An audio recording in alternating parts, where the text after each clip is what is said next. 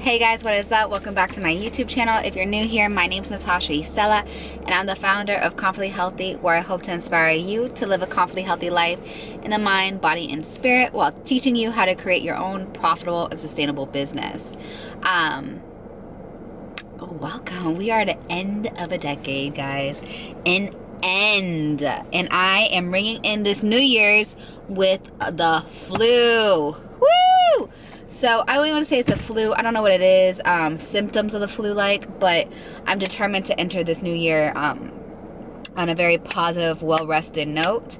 So I am currently debating if I want to go out, but I take New Year's Eve very seriously. Like, I take planning my goals according to my 5-year plan very serious, because this past decade wasn't too hot for me in regards to my mindset, negativity, putting limitations on who I am as an individual because of others, putting the limitations on me and dictating, and me allowing myself, letting the world dictate on who I am and my value.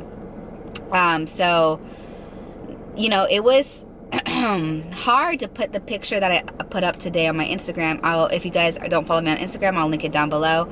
And it was basically where I was 125 pounds to where I'm at today at 187 pounds. And it was tough to post that before and after in the transition, like, you know, the middle picture.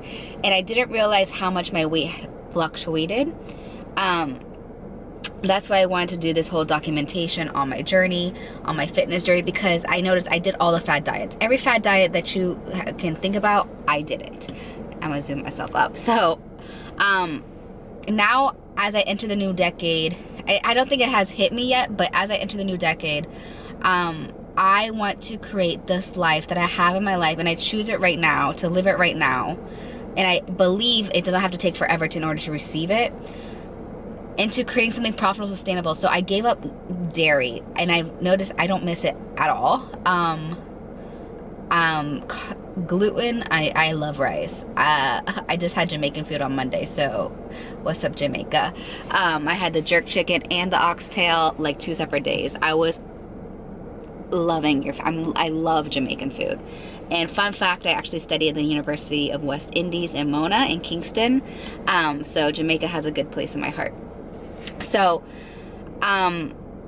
yeah, let's first start off with the check-in, and then I'll tell you guys a little bit about my goals. As always, I'm in my call.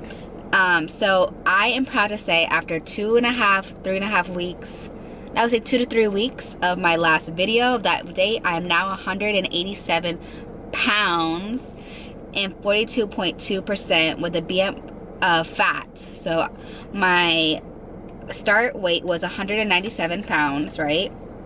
And I was 45% body fat, and a couple other things. So I'm going off of fat, like BF, not BMI. So my BMI was probably like 40 or something. But if you guys want, you guys can check out that video. I'll link it up here somewhere. So the fat is now 42.2% and the BMI is 36.2%. And that was after 2.5 weeks. I really want to say maybe 3. But again, I'm going to the gym about 5 to 6 days a week, and that was with some cheat days. Like, I cheated more with like sweets during that time, and I'm super, like, it wasn't like binge eating sweets, but you know, 1 or 2 here, a little here, and to see that weight loss, 3 pounds like each week, that's 6 pounds. Like, I was like and it was like right after I did this like BMI scanner thing, and I saw myself in the scanner, right? And I was like, this is not who I envision in my mind. And, you know, I'm tired of giving myself excuses. Let me go ahead and put this effort into achieving my dream body, my dream weight, because I know who I'm supposed to be. And I feel like God's giving me this opportunity again for this year, for 2020, to really max out my life and really become the person who I'm supposed to be. And I feel like if I let this opportunity pass, I will be filled with regret. So this is why I'm documenting you guys. Like, it's going to be really hard for me. Like, I have two team members now, but you know, there's so many moving parts. Like, I've questioned myself. I'm not gonna sit here and lie to you guys. I question myself if I can do this, if I can be consistent enough, if I'm gonna be making a legacy business, if I'm a leader, if I can even bring revenue in. Like, those are fears and doubts, but I know I've done this before and I can do it again. So it's all about changing the mindset, and now I can charge higher tier because I know exactly what my value is. So I wanted to talk about the mindset and setting your goals and achieving your goals, especially after failure. I have failed multiple times. I have told myself I would be 125 pounds when I'm 27 years old, blah blah blah blah. I'm 29 years old and I'm 187 pounds, and I feel very, it was hard to see that picture. I'm not gonna sit here and lie. Like, and it's because I let other people dictate my worth. I always felt like once I enter the room, I have a bright star, and people who are just envious of their lives and hate their lives want to diminish that. So if you're that type of person, just know you have a bright star and you have a bright life, and that's why if people are hating on you, it's because they hate their life. Simple. That's just the nature of the game. So when your star is so bright, just know that you have to keep on going, and you're not going to get supporters. You don't need supporters. You need clients. You need bills. You need to eat, right? So that's something that I learned. I also learned this year, I think this decade was I think the lesson of this decade was seeking validation within myself and what my decision is. For a long time, I was like, what is confidently healthy? How I'm going to dictate this? Oh, everyone's like, all the experts and coaches are saying, the riches are in the niches. You have to speak about this one topic. And the thing is, I'm too great to be put in an Instagram bio. If you guys don't know what confidently healthy stands about, I guess you're not my ideal client. But I have literally put my blood, sweat, and tears in it, and I'm so happy where I'm blooming. I feel like I'm in a place of peace. And I'm tired of creating curated content, perfectly edited, and fueling what it is social media today, and creating like negative images. Like, you know, just to be paying off debt slowly and steady is huge for me. Huge. And I have to pay another one today. So I just want to sit here and say, like, if you are in the place that, man, I failed constantly, but the only true failure is if you stop going to your goals. Like, if you're in hell, why would you stop? Do you really want to have a conversation with Satan? I don't think so. No, that's like the girl in the club. Did you really want to talk to her? No, you don't. So why would you stop? You have to keep going in order to achieve all the great things at your life. You have to keep going. Yes, do I fear being homeless? No, yeah, of course. But I had to tell myself, oh, actually, you know what it's worth? I think I fear working for an but loser who does not appreciate my talents, my value, my creativity. But the thing is, I've already done all this, and I think those fears are coming up for me is because I've already been homeless. I've worked with losers, and you know, I'll tell you guys in another video, and that has led me to my weight gain. And I feel like with Confidently Healthy, if you're having problems with losing weight, I think the weight is retaining toxic energy, toxic emotions of our past. So I was journaling a lot, and I noticed it was my 7th grade self that I was holding on to. Like, if you guys don't know, I was the only Latina in my whole entire school, and I was in predominantly African American area. Like, there wasn't like 2 or 3 white people, and I was like the only Latina.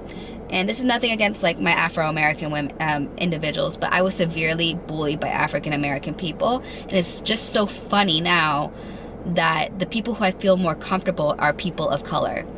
And I don't know what it is, but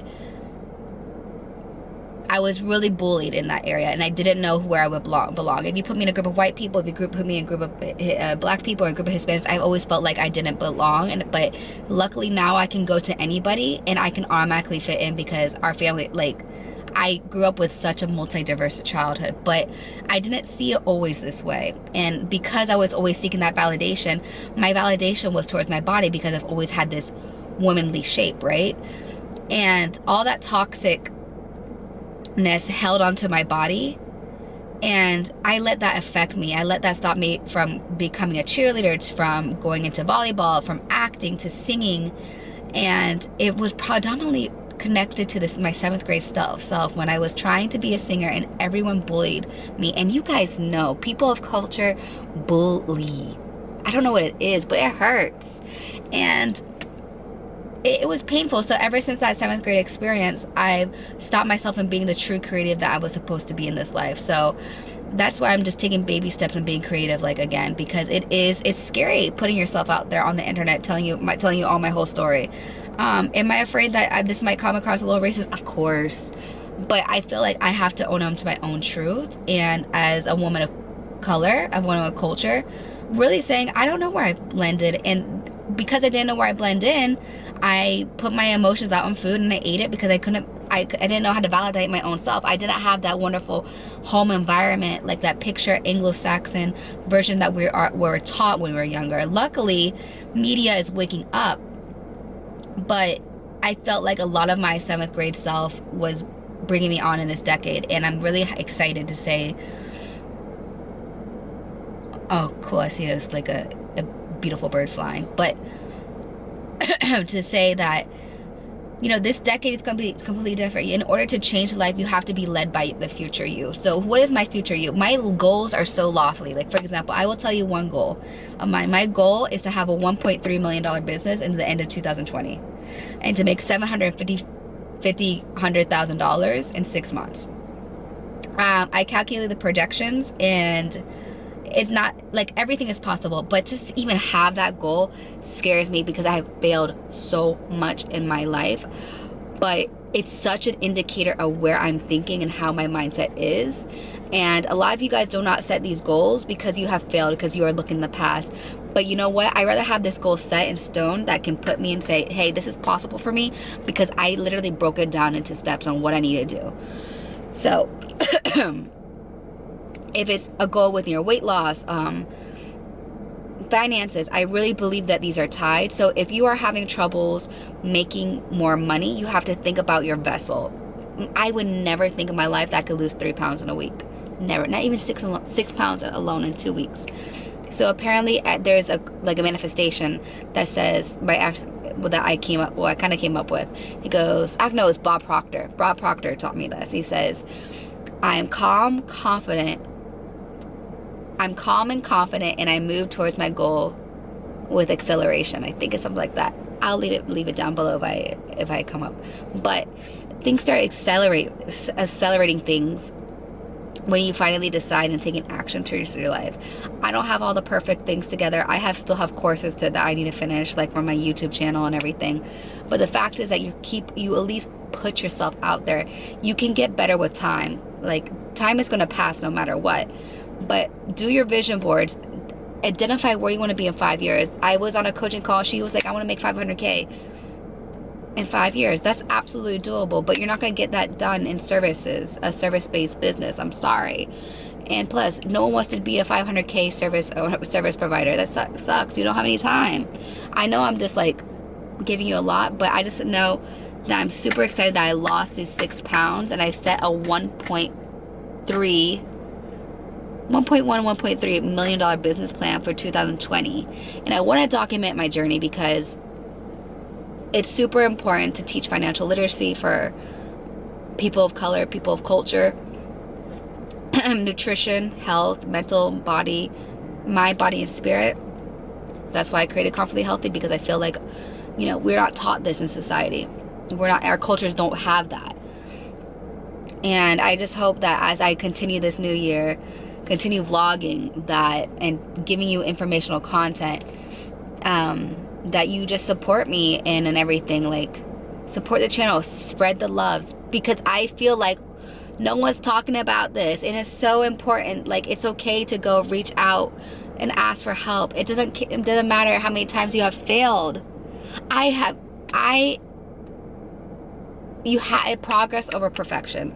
That's the main thing for 2020. I want you guys to embody progress over perfection. And remember, you can achieve all that you want to achieve this year. So let's go ahead and get it. Don't forget to stay confidently healthy in the mind, body, and spirit. Till next time, guys.